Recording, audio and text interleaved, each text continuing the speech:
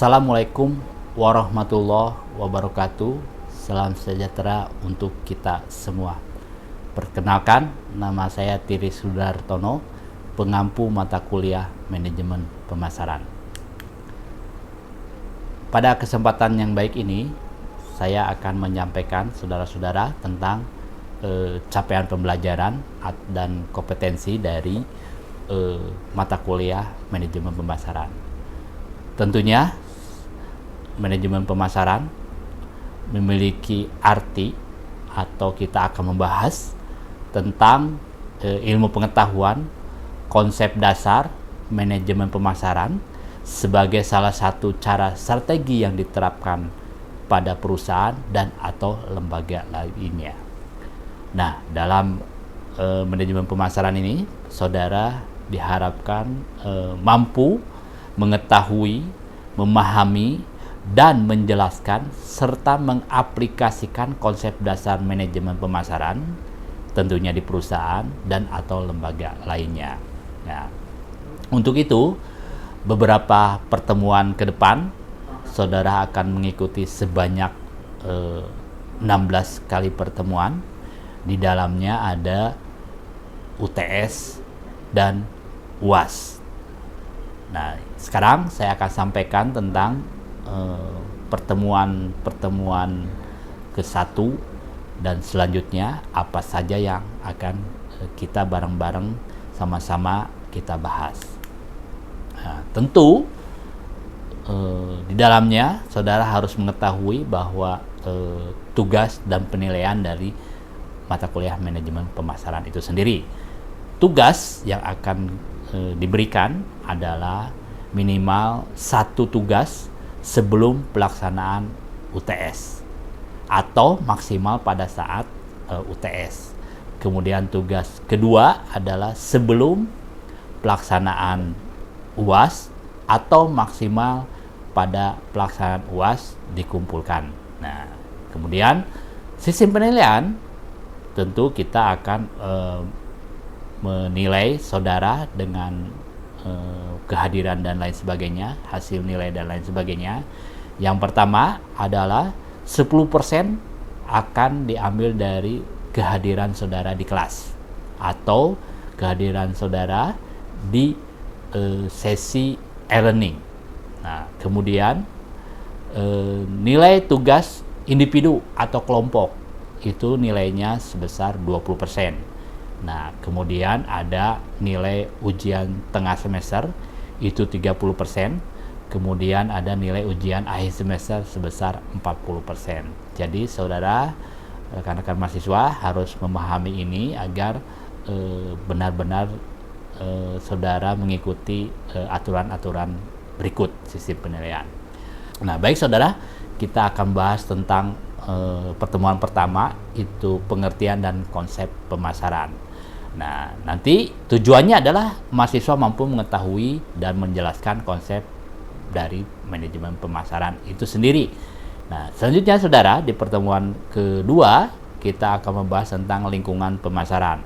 Nah, diharapkan saudara mahasiswa mampu mengetahui dan menjelaskan tentang lingkungan pemasaran itu sendiri. Nanti ada pendahuluan, kemudian ada pendekatan sistem dalam pemasaran, kemudian ada lingkungan pemasaran mikro. Nah, di dalamnya ada pemasok, perantara, pelanggan, dan persaing. Nah, kemudian ada lingkungan pemasaran makro, ada demografi, ekonomi, kemudian ada teknologi, sosial budaya, dan lain sebagainya. Kemudian di pertemuan ketiga, kita akan membahas tentang target pasar dan perilaku konsumen. Jadi, saudara diharapkan mampu mengetahui dan menjelaskan mengenai target pasar dan perilaku konsumen. Nanti ada pendahuluan tentang target pasar dan perilaku konsumen. Selanjutnya kita akan berdiskusi panjang tentang proses pengenalan pasar, analisa perilaku konsumen, tahapan proses pembelian, evaluasi alternatif untuk mengambil keputusan konsumen, mengukur dan meramalkan pasar permintaan, luas pasar dan jenis pasar, segmentasi pasar dan dasar segmentasi, dan di akhir kita di pertemuan ketiga ini kita akan membahas sasaran pasar dan posisi keunggulan. Selanjutnya di pertemuan keempat kita akan membahas tentang marketing mix. Tentu kita akan membahas, saudara akan membahas, kita akan berdiskusi tentang strategi bauran pemasaran, strateginya gitu ya. Kemudian diharapkan sih saudara mampu mengetahui dan menjelaskan mengenai strategi bauran pemasaran itu sendiri. Nah, ada pendahuluan strategi pemasaran bagi penyusunan kebijakan bauran pemasaran atau kebijakan marketing mix. Kemudian strategi bauran pemasaran itu sendiri, sumber dan kendala organisasi dalam merumuskan kebijakan bauran pemasaran. Di pertemuan kelima, kita akan berdiskusi membahas tentang pengembangan produk, mendesain produk, merek, dan kemasan. Nah, saudara diharapkan mampu mengetahui, menjelaskan mengenai pengembangan produk, mendesain produk, merek, dan kemasan. Nanti di sana di pertemuan kelima saudara akan mengetahui tentang arti produk, kemudian penggolongan produk, strategi dan proses pengembangan produk baru, daur hidup produk, kemudian strategi pada daur hidup produk individual dan lini produk, kemudian strategi dan keputusan merek dan kemasan, kemudian selanjutnya keputusan pelayanan. Nah, ini saudara akan memahami dan diberikan tentang pengetahuan pengembangan produk, mendesain produk, merek, dan kemasan itu ada di pertemuan kelima. Nah, selanjutnya di pertemuan keenam kita akan membahas tentang harga. Tentunya adalah tentang penetapan harga produk. Nah, diharapkan saudara dapat mengetahui dan menjelaskan mengenai penetapan harga produk itu sendiri. Di dalam pertemuan keenam saya akan menyampaikan tentang pendahuluan terlebih dahulu, kemudian pengertian dan fungsi harga. Kemudian ada faktor yang mempengaruhi penetapan harga itu sendiri sehingga harga bisa ditetapkan. Kemudian ada kebijakan dan metode penetapan harga. Nah, nanti saudara akan mengetahui utamanya adalah metode-metode yang digunakan untuk penetapan harga, tentunya dengan kebijakannya. Ini ada di pertemuan ke-6. Selanjutnya, saluran distribusi kita akan menyampaikannya di pertemuan ke-7. Jadi saudara diharapkan mampu mengetahui dan menjelaskan mengenai saluran distribusi itu sendiri. Nah, nanti ada pendahuluan tentang apa itu saluran distribusi, kemudian ada arti dan ruang lingkup dari distribusi itu sendiri, sifat saluran distribusi pemasaran, kemudian organisasi saluran distribusi, serta strategi dan keputusan rancangan saluran distribusi. Nah, nanti kita akan berdiskusi banyak tentang perusahaan, tentu produk dan barang, kemudian saluran distribusinya bagaimana di dalam pemasaran. Yang jelas produk atau jasa yang kita sampaikan itu nyampe ke tangan konsumen. Nah, setelah pertemuan ke-7 tentu saudara harus mengikuti ujian tengah semester. Tentu sebelum melaksanakan ujian tengah semester kita akan review kembali pertemuan ke-1 sampai ke pertemuan ke-7 sehingga saudara dapat mengikuti ujian tengah semester dengan baik. Tentunya diharapkan saudara mampu mengerjakan ujian tengah semester ini dengan hasil yang maksimal. Setelah ujian tengah semester, kita akan masuk ke pertemuan ke-9, yaitu kita akan membahas tentang komunikasi pemasaran. Nah, diharapkan saudara mampu dapat mengetahui, menjelaskan tentang komunikasi pemasaran itu sendiri. Nah, di dalamnya kita ada, nanti saya akan menyampaikan tentang pendahuluan terlebih dahulu, kemudian kita akan membahas sama-sama tentang teori komunikasi pemasaran, komunikasi yang efektif, kemudian ada bauran promosi, periklanan, promosi penjualan, dan publisitas serta humas. Nah, nanti di pertemuan 9 ini kita akan membahas tentang komunikasi pemasaran ini, berdiskusi banyak. Mudah-mudahan saudara dapat memahami dan menjelaskan kembali tentang komunikasi pemasaran di dalam diskusi tersebut. Nah, di pertemuan ke-10 kita akan bertemu saudara di tentang manajemen penjualan dan personal selling. Nah, saudara mahasiswa diharapkan dapat mengetahui dan menjelaskan mengenai manajemen penjualan dan personal selling itu sendiri. Nanti saya akan menyampaikan pendahuluan, kemudian juga akan menyampaikan tentang peranan penjualan serta membangun armada penjualan wiraniaga dan personal selling. Nanti kita akan membahas ini bersama-sama. Nanti saudara berdiskusi, kemudian memecahkan sebuah kasus, sehingga saya sebagai fasilitator nanti akan membantu saudara untuk bagaimana manajemen penjualan dan personal selling di dunia bisnis itu dijalankan.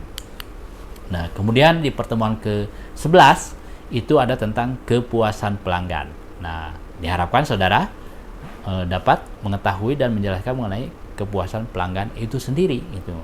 Nah, untuk itu nanti akan disampaikan tentang pendahuluan terlebih dahulu, kemudian ada membahas tentang nilai bagi pelanggan, kemudian ada kepuasan pelanggan, kemudian bagaimana mempertahankan pelanggan. Nanti kita akan bahas di pertemuan 11 nih. Nah, kemudian pelayanan mutu terpadu, artinya bahwa pelanggan itu adalah hal yang sangat penting untuk sebuah usaha atau perusahaan atau bisnis yang akan dijalankan, sehingga kita akan membahas dan mengupas tuntas gitu bagaimana kepuasan pelanggan yang diharapkan oleh konsumen, sehingga dapat memberikan masukan kepada perusahaan, sehingga perusahaan atau lembaga dapat meningkatkan penjualannya atau memberikan pelayanan terbaik kepada para pelanggannya. Nah, ini kita akan bertemu di pertemuan ke-11. Selanjutnya di pemasaran industri kita akan bertemu saudara di pertemuan ke-12. Jadi saudara diharapkan dapat mengetahui dan menjelaskan tentang pemasaran industri itu sendiri. Nah, untuk itu nanti saya akan pembukaan terlebih dahulu di pertemuan 12, kemudian kita akan membahas tentang mengenai pasar industri itu sendiri, kemudian strategi pengembangan dan pemasaran produk industri, bagaimana pengembangannya dan bagaimana menjalankan pemasarannya di produk industri, dan selanjutnya yang terakhir kita di pertemuan 11 itu akan membahas tentang struktur pengelolaan produk industri.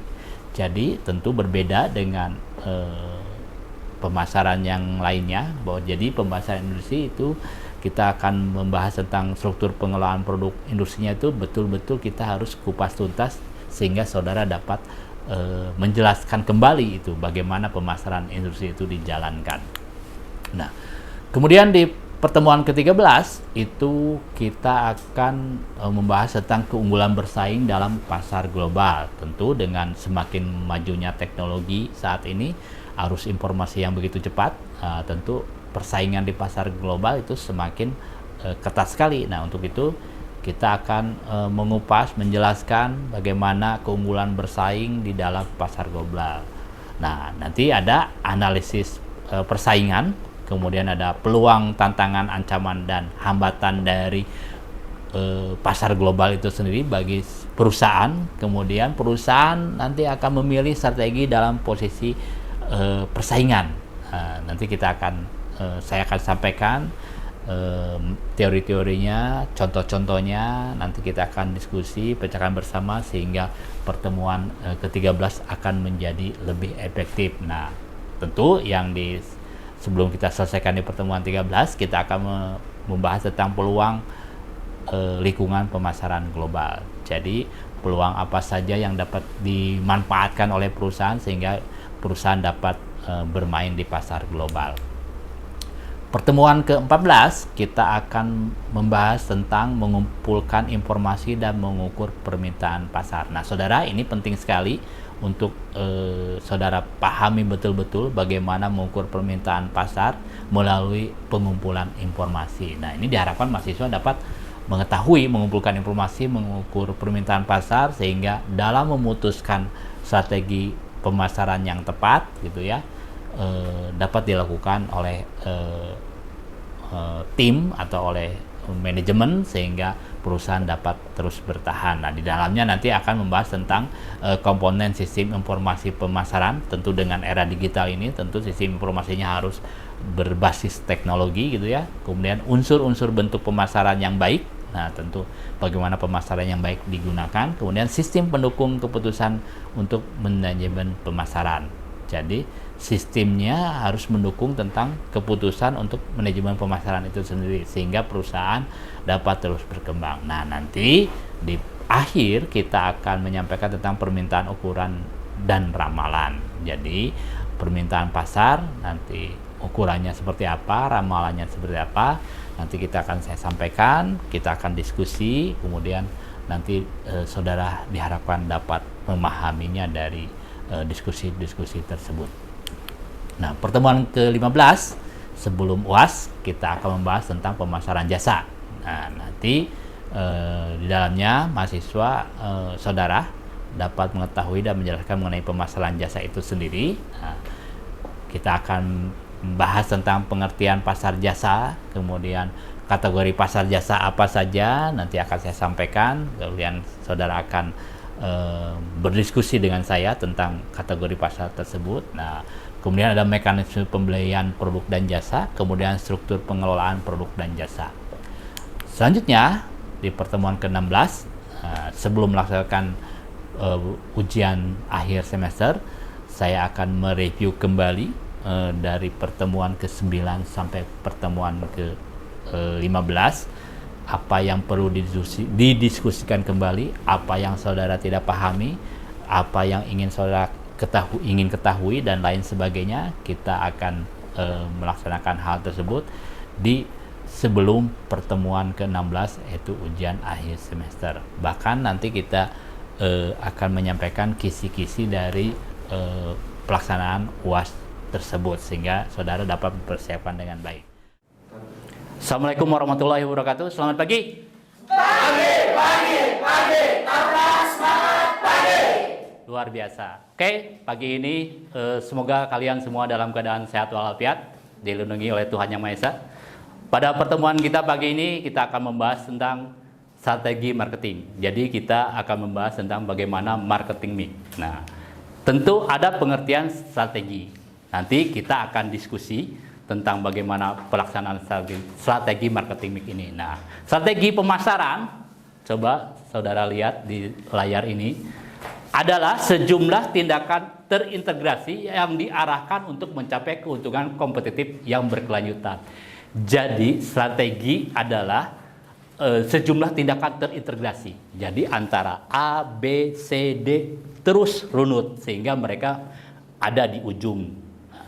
Ini strategi terurut 1, 2, 3 A, B, C, D. Nah, itu namanya terintegrasi sampai ke tujuan yang akan dicapai. Selanjutnya, nah ini adalah menurut Kotler. Sekarang adalah perencanaan strategi perusahaan melalui 4P. Apa itu 4P? 4P itu adalah konsepnya adalah marketing mix. Ini dari Philip Kotler ya. Terdiri dari 1 produk, kemudian price, placement, kemudian promosi. Kalau dalam bahasa Indonesia dikatakan bahwa 4P itu bauran pemasaran. Terdiri dari produk, harga, kemudian tempat, kemudian promosi. Nah, jadi strategi marketing mix itu terdiri dari 4. Yang 1, produk, 2, harga, 3, keempat, promosi. Oke, sip. Jadi dari pemahaman ini kalian bisa menerapkan strategi marketing mix atau bauran pemasaran. Nah, ini biasanya digunakan di strategi di perusahaan-perusahaan ataupun instansi pemerintah lainnya. Nanti di tengah-tengah masyarakat kalian saudara akan menjumpai strategi seperti ini, dan ini bisa digunakan dalam kegiatan bisnis juga. Oke, selanjutnya.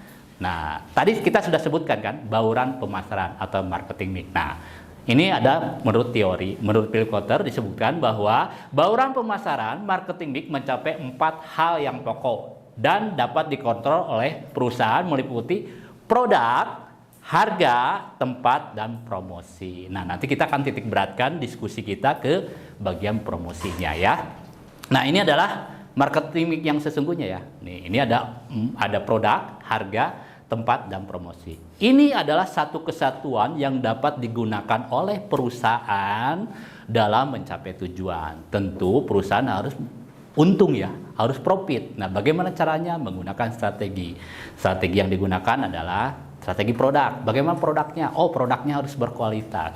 Kemudian kalau mengikuti strategi harga, oh harganya harus kompetitif. Bukan berarti murah, bukan juga berarti murahan, bukan berarti mahal, bukan berarti kemahalan. Berarti harganya harus kompetitif sesuai dengan keinginan pasar dan dapat bersaing dengan perusahaan lain. Kemudian tempat. Nah, tentu tempat harus menyesuaikan dengan kondisi perusahaan kita, tempat bisnis kita. Itu perusahaannya misalnya di lokasi yang strategis, mau berbisnis online, mau berbisnis konvensional, kita harus mencari tempat yang strategis. Kemudian promosi. Nah, promosi di era digital ini tentu harus mengikuti perkembangan zaman. Nanti kita akan diskusi setelah ini ya, tentang promosi.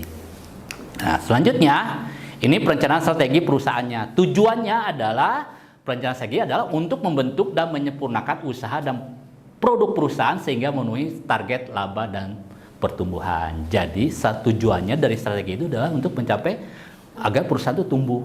Nah, setelah tumbuh pasti mengikuti dinamika pasar sehingga mendapat keuntungan atau profit. Nah, proses perencanaannya strategi perusahaan itu terdiri dari menentukan misi perusahaan. Itu udah jelas ya, mengidentifikasikan unit bisnis dan mengevaluasi arah portofolio dari bisnis tersebut. Jadi harus jelas tuh semua direncanakan sampai menggunakan strategi bisnisnya berupa marketing mix, bauran pemasaran yang tadi saya sebutkan sehingga bisnis dapat berjalan dengan lancar. Nah, peran sentral dari perencanaan strategis kalian dapat lihat. Coba Jainal bacakan. Yang pertama apa? Yang pertama memahami nilai pelanggan, kemudian yang kedua menciptakan nilai pelanggan, kemudian yang ketiga menghantarkan nilai pelanggan, kemudian selanjutnya ada menangkap nilai pelanggan, dan yang terakhir mempertahankan nilai pelanggan. Nah, tadi yang dibacakan oleh Saudara Jainal ini adalah pemasaran perusahaan dikatakan berhasil. Nah, jadi dikatakan berhasil. Nah, jadi yang dikatakan berhasil menurut Philip Kotler ini adalah yang seperti ini gitu, memahami nilai pelanggan. Jadi nilai pelanggan itu yang paling utama adalah bagaimana keinginan pelanggan, bagaimana pelanggan itu dipuaskan. Nah, caranya adalah tentu kembali ke strategi tadi. Bagaimana strategi produknya? Oh, pelanggan itu pinginnya produknya berkualitas, produknya tahan lama misalnya, produknya fungsinya dapat dimanfaatkan semaksimal mungkin oleh si pelanggan. Nah, kalau dikaitkan dengan nilai pelanggan dengan harga, oh berarti harganya harus kompetitif, harganya harus sesuai dengan barang atau jasa yang dijual dan seterusnya. Oke, nanti setelah ini kita diskusi tentang bagaimana dikatakan berhasil sebuah bisnis perusahaan. Nanti kita akan bahas bareng-bareng ya. Ini yang tadi. Kemudian kalau dari tadi 4P tadi itu untuk produk, nah sekarang ada tambahan lagi kalau untuk pengelolaan pemasaran jasa. Tambahan 2 menjadi ada people, proses, dan physical evidency. People adalah orang yang mengerjakan proses tersebut. Kemudian ada proses. Jadi proses tuh kalau jasa ada prosesnya, ada physical evidensinya, bukti fisiknya. Contoh kalau jasa misalnya tempat pencucian motor, pakai strategi marketing mix boleh. Nah, kemudian ditambahin strateginya menjadi people, orang yang mengerjakannya, ada orang, ada yang prosesnya adalah mulai dari pencucian sampai pengeringan sampai ke tangan konsumen. Kemudian ada bukti fisiknya. Bukti fisiknya adalah motor itu menjadi bersih. Nanti akan ada beberapa tayangan video yang akan saya tampilkan yang nanti mencerminkan tentang 4P dan 7P. 4P produk, harga, promosi, dan tempat. Yang 7P-nya produk, harga, promosi, tempat. Kemudian people, kemudian proses dan physical evidency. Nah, tentu kita kalau berbisnis, berusaha tentu ada pemasaran strategis di zaman modern yang sekarang ya, yang serba digital nih, zaman saudara-saudara ini, yang canggih-canggih ini, yang tetap semangat ini, harus mengikuti strategi yang sesuai dengan perkembangan zaman. Yang sering kita gunakan disebut dengan STP. STP ini apa? Coba? Segmentasi, targeting, positioning. Nah, untuk itu nanti di pertemuan berikutnya di minggu depan saudara ditugaskan untuk berdiskusi tentang STP ini, segmentasi, targeting, positioning. Cari perusahaan yang menggunakan strategi ini, kemudian bedah kasus. Kita akan membahasnya di minggu depan. Kita skip dulu yang ini, Nah, selanjutnya segmentasi yang tadi, ini adalah teori-teorinya tentang segmentasi targeted positioning yang akan saudara diskusikan di minggu depan. Oke, terima kasih untuk pengantar kali ini tentang marketing mix, tentang strategi marketing mix. Kita akan silakan ketua kelasnya bentuk kelompok, kita akan diskusi tentang hal ini, bedah kasus, mana perusahaan yang menggunakan strategi marketing mix ini untuk kemajuan perusahaannya sehingga perusahaan mendapatkan profit. Oke, bentuk kelompok ini ada 20 orang, bentuk kelompok 4. Jadi 55 kita diskusi. Sebelum diskusi kita lakukan, ada yang ditanyakan? Silakan. Izin Pak, saya bertanya. Silakan. Jadi begini, sesuai dengan materi yang Bapak paparkan tadi, pertanyaan saya itu bagaimana cara yang efektif dalam berpromosi di tengah-tengah perkembangan masyarakat yang sangat besar? Kus. Jadi saudara jangan itu memahami betul gitu perkembangan masyarakat saat ini yang penuh dengan kemajuan yang sangat cepat. Era digitalisasi, semua pakai gadget. Mungkin kalian di sini peraturannya tidak boleh bawa gadget, tapi tiap hari pasti kalian berkomunikasi dengan gadget. Nah, saya ada tayangan video nanti, tapi saya akan jelaskan dulu bagaimana promosi yang efektif di era digital. Kita sebut dengan era digital saat ini. Ini ada slide-nya, coba saya panjangin. Nah, ini promosi yang efektif. Jadi promosi yang efektif melalui siapa? Dengan zaman sekarang, dengan sosial media yang begitu cepat, dengan 170 juta satu kali share, orang bisa tahu semua. Jadi yang diperhatikan adalah bentuk promosinya. Nah, bentuk promosi yang paling efektif bisa melalui sosial media. Bisa melalui, di dalamnya ada apa? Ada diskon misalnya. Melalui link-link apa? Banyak link. Kemudian ada YouTube dan lain sebagainya. Nah, di dalam promosi ada posternya, di sana ada dicantumkan harga, ada dicantumkan deskripsi barangnya, kemudian ada diskon-diskon dan ajakan-ajakan terhadap masyarakat luas tersebut, diupload di sosial media, di jejaring sosial media dan di internet sehingga promosi itu bisa langsung ke seluruh masyarakat yang luas, bisa mencapai 270 orang juta masyarakat Indonesia misalnya sekali upload sehingga biayanya lebih murah. Bagaimana biaya yang lebih murah itu harus tetap tepat sasaran, yaitu dengan salah satunya adalah diskon. Kalian, saudara, pernah lihat kalau di internet, di YouTube, di TikTok, di Facebook ada diskon, pasti kalian klik. Nah, itu bagian promosi. Satu kali klik akan tertariklah orang itu untuk membeli. Itu namanya calon konsumen potensial. Belum tentu membeli, tapi dengan melihat promosi dari kita, dia setidaknya tertarik. Kemudian ada hadiah. Hadiah yang ditawarkan ketika membeli barang A akan dapat barang B. Nah, itu adalah hadiah yang diberikan ketika berpromosi. Kemudian ada reward, kumpulkan poin. Saudara pernah ke supermarket, ke swalayan suka dapat kupon voucher. Nah, itu dikumpulkan dan itu bisa dijadikan ditukar dengan barang lain atau dengan harga yang lain. Itu disebut dengan reward. Cashback, pernah nggak kalian makan di mana gitu ya, dapat cashback berapa rupiah, itu akan menjadi daya tarik buat calon konsumen mengunjungi toko kita, bisnis kita, sehingga keuntungan akan lebih meningkat lagi. Yang terakhir adalah yang sering kita lihat, beli satu, dapat satu.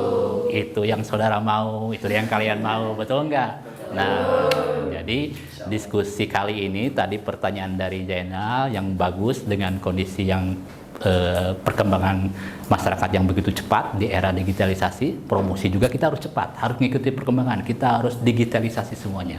Makanya nanti di kita juga sudah lihat kan di kita ada digitalisasi podcast misalnya, YouTube juga, segala kegiatan kita upload di sosial media sehingga kampus kita gitu ya bisa lebih dikenal oleh orang lain gitu ya, sehingga dapat menjadi tempat pembelajaran yang menyenangkan, tempat mencari ilmu yang kompetitif, dapat bersaing kalian nanti di luar sehingga mempunyai nilai jual yang lebih dari kalian ya. Oke, terima kasih. Silakan bentuk kelompok, kita diskusi tentang marketing mix 4P atau 7P. Terima kasih. Wassalamualaikum warahmatullahi wabarakatuh. Silakan bentuk kelompok.